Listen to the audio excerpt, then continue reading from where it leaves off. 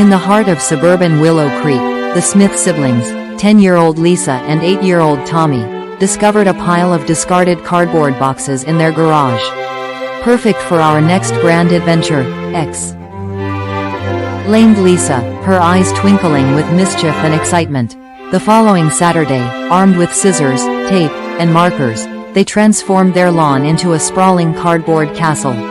Each box became a PIE of the fortress: tall towers, deep dungeons, mysterious hidden rooms. Tommy, decked out in a makeshift cardboard helmet adorned with marker-drawn jewels, declared himself the brave knight, Sir Tommy. Lisa, ith a crown of folded paper, became Queen Lisa, ruler of the cardboard kingdom. As the afternoon sun cast long shadows across their kingdom, the plot thickened. The dragon from the dark woods, Lisa shouted, pointing towards the hedge that lined their property.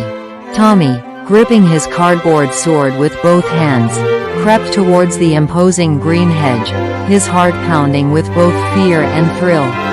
In their imaginati ons, the hedge rustled and out came a fierce dragon, otherwise known as Rusty, the family's Labrador, who had gotten tangled in the greenery. Sir Tommy charged with a valiant yell, while Queen Lisa prepared royal guards, a line of stuffed animals perched on the garden wall.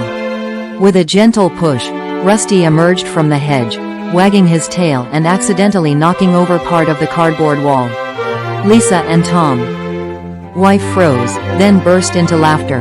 The kingdom may have fallen, but their spirits soared. As the sun set, painting the sky in hues of orange and pink, the children sat amidst the ruins already planning their next great adventure. They learned kingdoms can be rebuilt, dragons aren't so scary, and the best adventures always needed just a bit of cardboard and a whole lot of imagination.